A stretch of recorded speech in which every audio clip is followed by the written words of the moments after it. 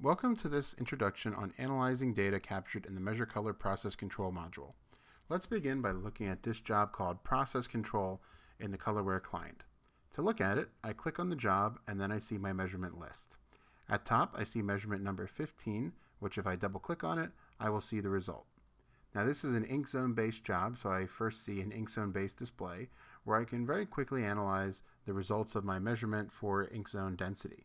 Now in this case, each color has its own graph, top to bottom.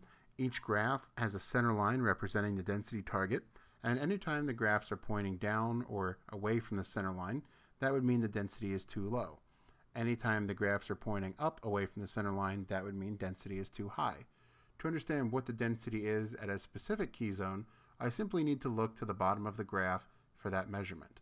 So here for black in zone 3, I was measuring 161, cyan was also 161, magenta was 143, yellow was 135, and spot orange was 139. Now I can very quickly look across each one of these rows to understand how I need to adjust these inks, or if I'm using a closed loop system, I can let it make the adjustment for me automatically. Over to the left, I see average information for each one of my colors, the top number being my average density across all key zones, in this case for black a 157.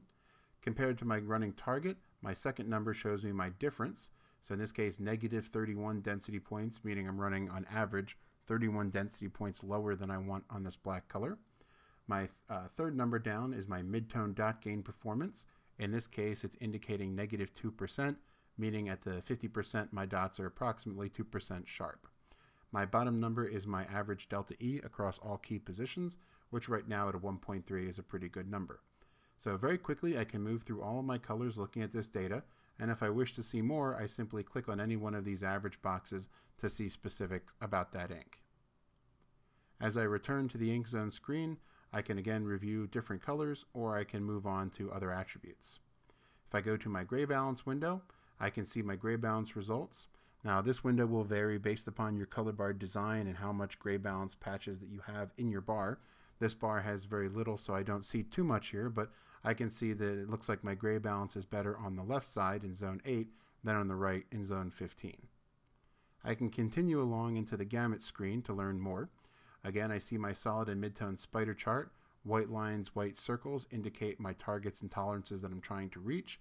Blue lines, blue dots represent my measured results. To better understand these results, I can look to my solid graph in the upper right, telling me that black, cyan are running pretty close to center.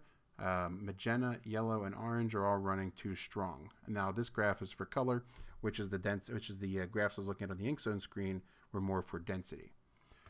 Below, I see dot gain at the 40 and 80%.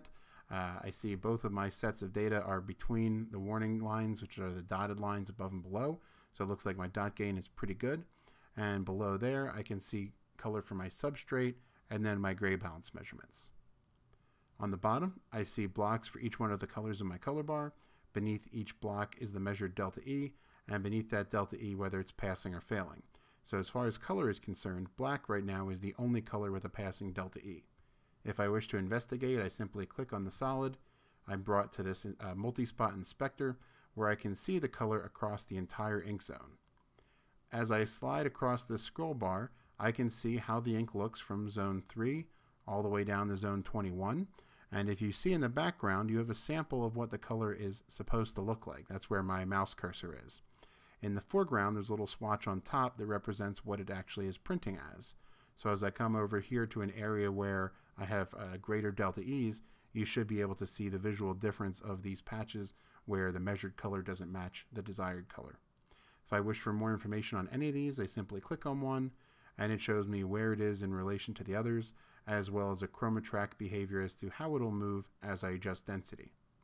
As I look down, I can see my chroma track optimal predicted result is at a density of 162, which would yield me a projected delta E of 2.59. If I wish to learn even more, I can double click on the patch to load it in the spot inspector, where I can see the verbal description that the lightness is okay, chromaticity is okay, hue is too green, and in the blue-yellow regard, it's okay. As I continue across the bottom, I see dot gain. I come here and I can see what my dot gain tolerance is, indicated by the dotted lines above and below. If I take away my printed result, the thin line in the middle represents my target, And as I turn my printed result back on, I can see just a little bit full, just above here, more toward the 3/4 tone side of the graph. If I wish to see a different color, I can turn off magenta, turn on cyan. See, it's running pretty close to its target. Black looks like it's running a bit sharp. And if I click yellow, looks like it's running a bit full. Next button over, I can see my Ctp Based Compensation. I can actually load a curve from my RIP application to learn the dot performance as expected compared to what we saw here on the printed sheet. And MeasureColor has the ability to also export out a curve that can be used for CTP correction and compensation.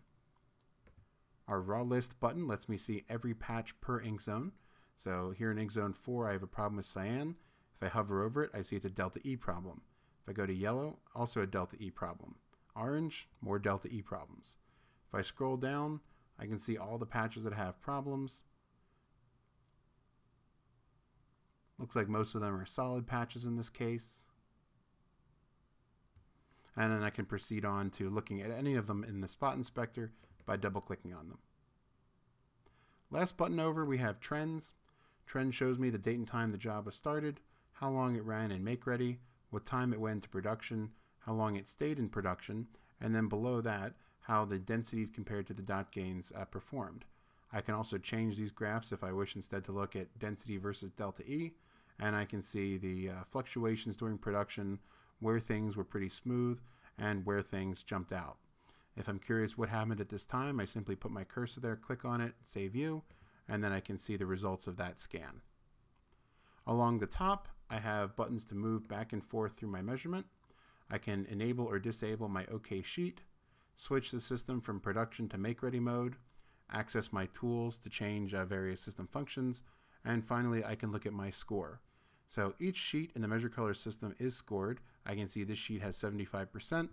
If I click on it, I can see I'm losing 15% of my total quality score because of solid problems, 10% because of overprint problems, but dot gain, paper white, and gray balance are all okay at this point. As the owner of the MeasureColor system, you have complete control over what these targets are, over how much points come off per error, and how much weighting is placed on each attribute.